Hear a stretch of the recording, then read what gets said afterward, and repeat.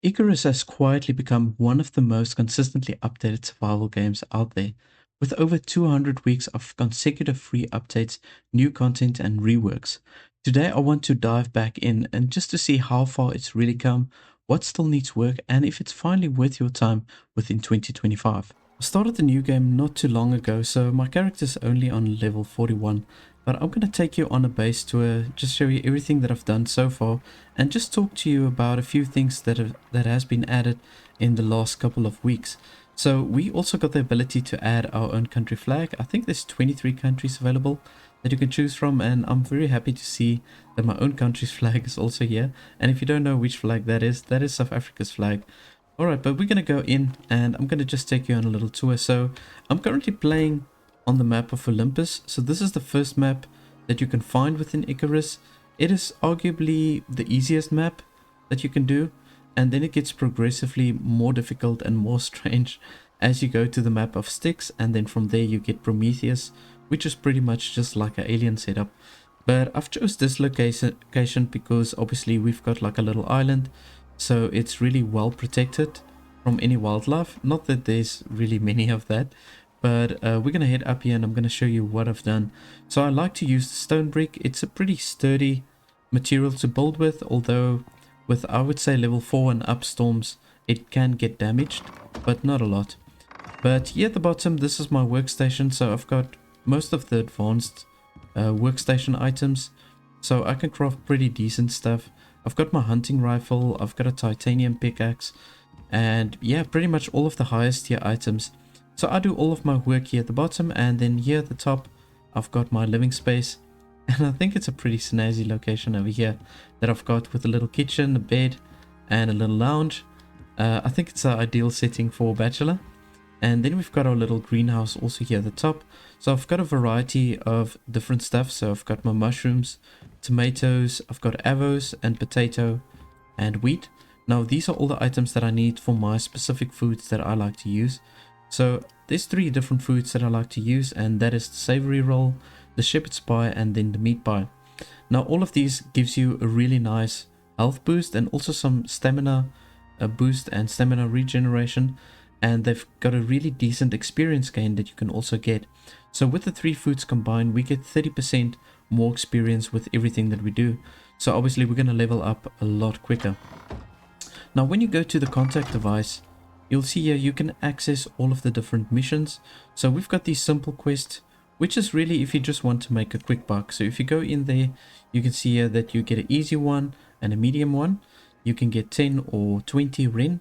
So Ren is the currency that they use, but I mean that's really nothing. So I feel like it's kind of a waste of time to do these missions.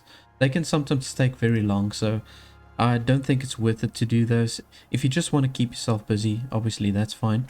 And then we've got our normal scenarios, which is standard to everybody. So yeah, this is pretty good. I've got so many missions that I haven't done yet, but you can see the ones that are ticked, those are the missions that I've already done. But you do get good money for these, and you can get also some exotics, so that's nice obviously for your workshop items. Now we also get these campaigns, which this is what you can do if you unlock the DLC for the Great Hunts. I haven't done that yet, so I still would like to jump into that just to see how that is. You can see that with each one of these bosses, they are available at each map. So at Prometheus we've got the Rime Tusk, then at Styx we've got the Gargantuan, like a type of gorilla thing, it looks like it. And then we've got the Corite, which is within the map of Olympus. So that's the one that we're playing currently. But you do get a lot of fancy stuff if you destroy these bosses. Now currently you do get standard bosses, if I could call it that. So I've got a specific talent that allows me to see where the bosses are on the map. So you can see that they are all marked. So we've got our giant sandworms over here. There's 3 of them. And then we've also got the black wolf, which is really kind of like a big wolf. And to be honest, I find the wolf more difficult to fight than the sandworm. Although you would think it's the other way around, but I do struggle with the wolf more for some reason. And there's another 2 of them on this side. So I think my base location is really good if I just want to take on these bosses.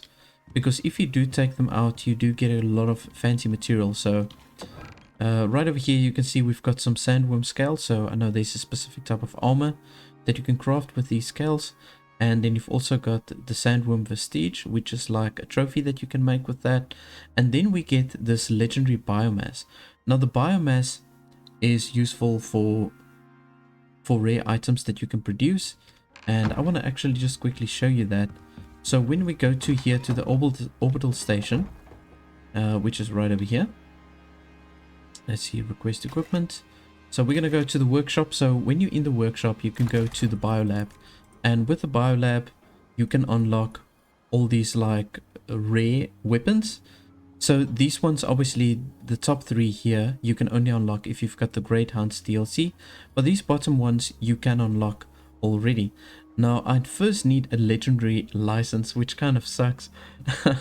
I need 15,000 Ren in order to get that license, and you can see currently that is where my money is at. I'm very far from achieving that, but I would love to have one of these weapons, or actually all of them, and just I would like to test them out, you know.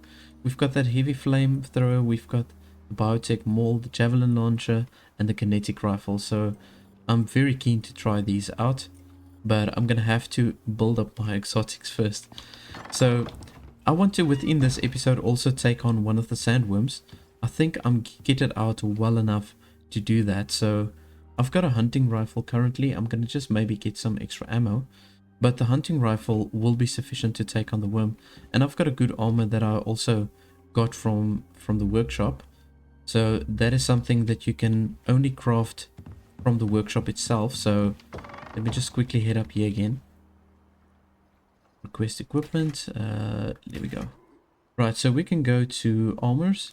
So there we go. This is the first one, the Nanio head armor, or the Nanio chest, or Nanio set, if I could call it like that. And you can see if you've got all the pieces together, then you get an added benefit. So you've got a plus 10% weight capacity, plus 10% collusion resistance, plus 10% stamina regeneration, and plus 10 max stamina. So this is a really good armor. I don't know, like I prefer this one, the entry level one, above all the other ones. I just feel it's the best, to be honest. So let's just craft some extra ammunition. I did make some gunpowder over here, and I think we've still got some shells. Yeah, so we can just go ahead and craft a whole bunch of this. It goes pretty quick. Yeah, there we go. And we can just consume extra of this. Alrighty, there we go. So we've got 27 extra bullets. Now that's going to be more than enough for us to do what we need to do in taking on that sandworm. But just to quickly show you before I head out, when we go to the tech tree, there's so many different things that's been added to the actual tech tree, and it just feels like it carries on and on. And if you're new to the game, it's pretty overwhelming looking at all of this, but I promise you, once you get playing for some time, you start to realize what is priority and what type of items you want first.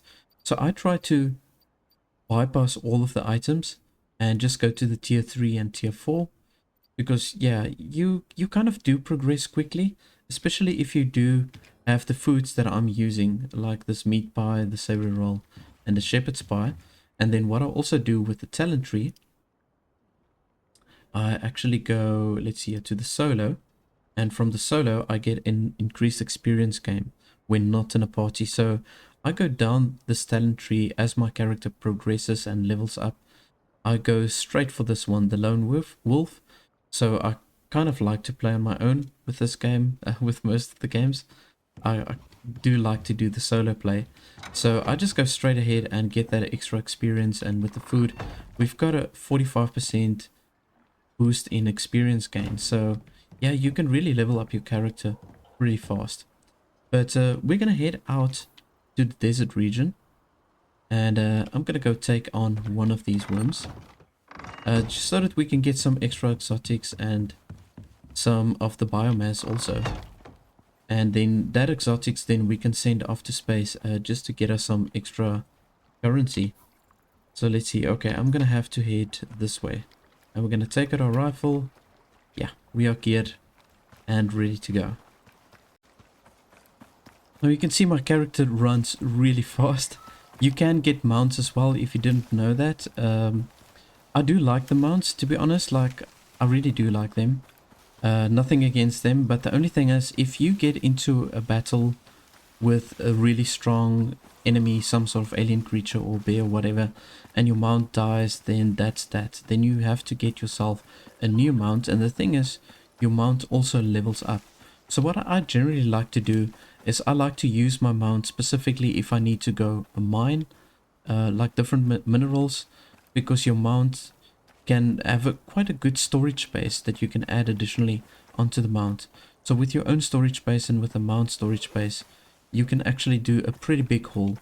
So that's the only time I would actually use the mount, but if I go into battle like I'm gonna do now with the Sandworm, I think it's pretty much a waste to take your mount with, because there's a good probability that it will die.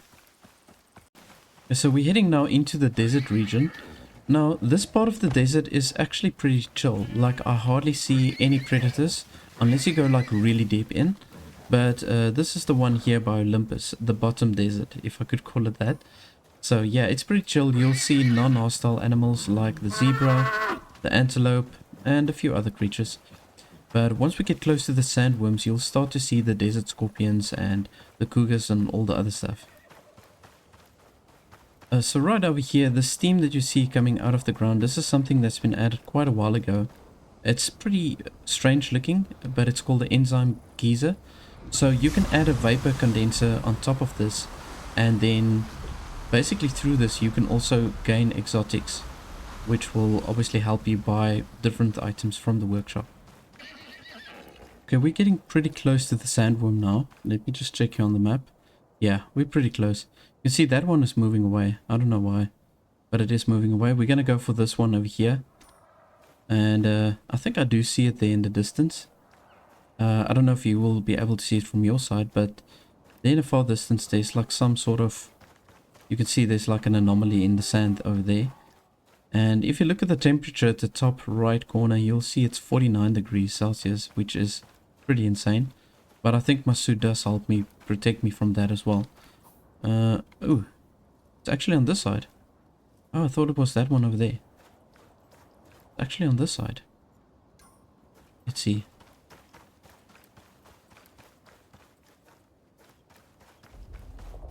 Oh, I can hear it. There it is. Okay, so the idea is you want to shoot it in the mouth. And you want to shoot when it opens its mouth. You've got to time it when it spits this acid. Already damaged it quite badly because I've got a hunting rifle, which is one of the stronger rifles. I'm just gonna shoot that big ball.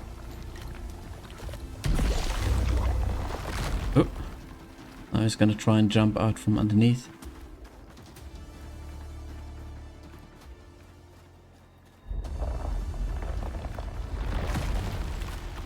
Yep.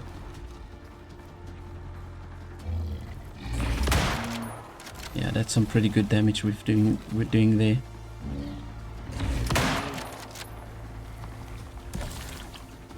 And these things splat really far, so you've got to really clear the distance.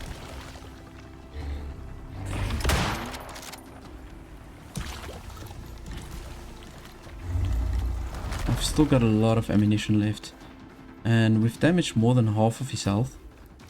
I see that it's called an ancient shade. Yeah. I just thought it's a giant sandworm.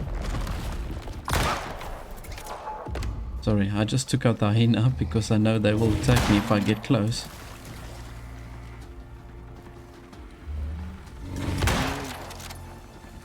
Yeah, we're really doing some good damage now.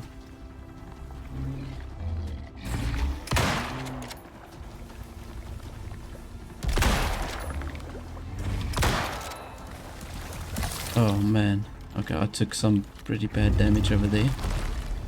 I just had to take out that warthog because I know that will also attack me if I get close.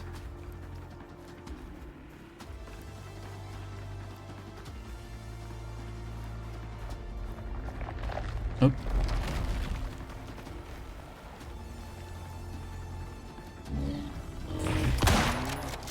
Oh, what is that? I've actually never seen that.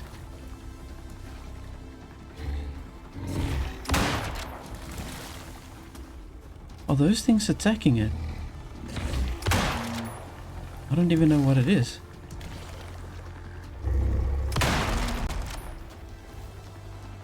What is this?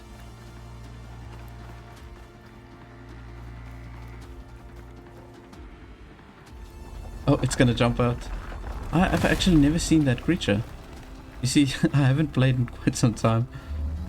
I've only started the new game very recently, so those are definitely like a new type of alien creature, I think.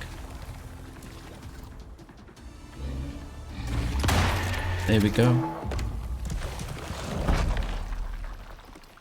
Alright, we're gonna go grab our loot now.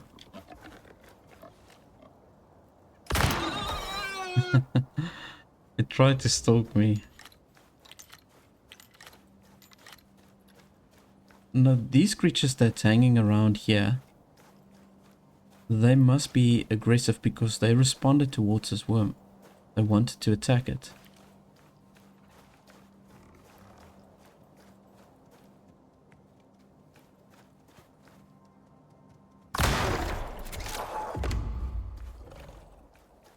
What is this? I just wanted to actually try and attack me so that I can see what it is.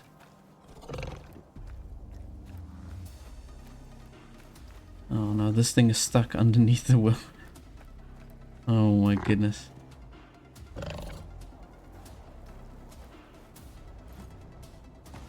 Okay, well let's just get our loot.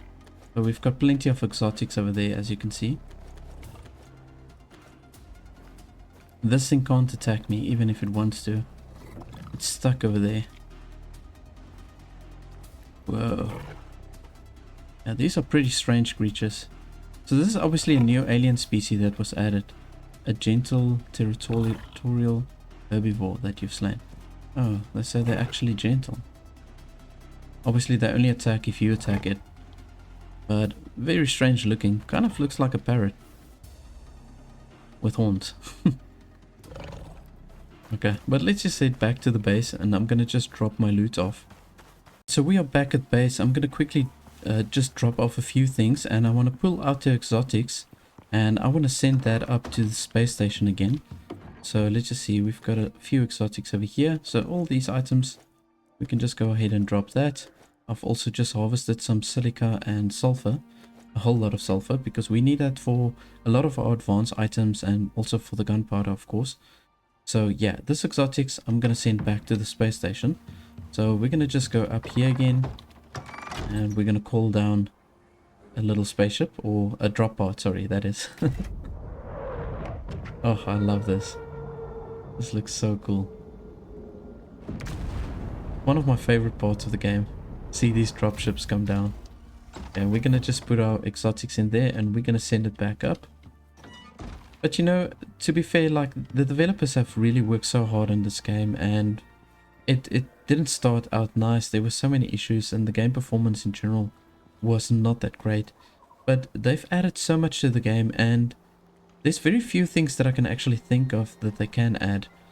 But if I want to really be critical, the one thing that I think they can still add is maybe giving you the ability to find survivors that's on the planet of Icarus, you know, that you can trace. Maybe even like this big map over here, even if you just have the ability to find maybe 4 or 5 survivors in this whole stretch, I think it would make it so much more valuable or give you so much more worth in exploring the whole of the map. Because within this radius, I want to say this radius itself, just over here, I can literally get all of the stuff that I need. So if you had to look for survivors, let's say, it will give you that incentive of just exploring the whole map. Here we got 54 exotics.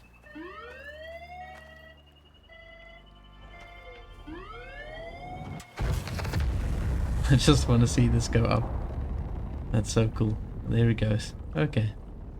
But yeah, so it would be great to see them add that ability, you know, for you to look for survivors and to basically get them back to your base, and then also to call down a dropship to send them back to the space station, or even keep them at your base, you know, give them the ability to mine resources for you or to help you build the base. If you can have 2 or 3 workers that can really just basically live here at your base and work and fish and do all that different stuff, and then also help defend your base, because if you live in a more hostile environment, you are going to need some extra protection.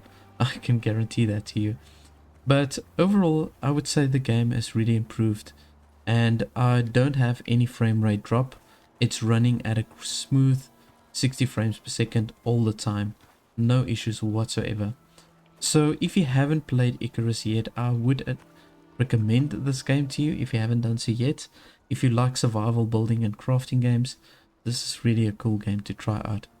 Now, if you did like this video, please do remember to like and subscribe if you haven't done so yet, and then I'm gonna see you in the next one. In a game of adventure and strategy, we make our mark. Still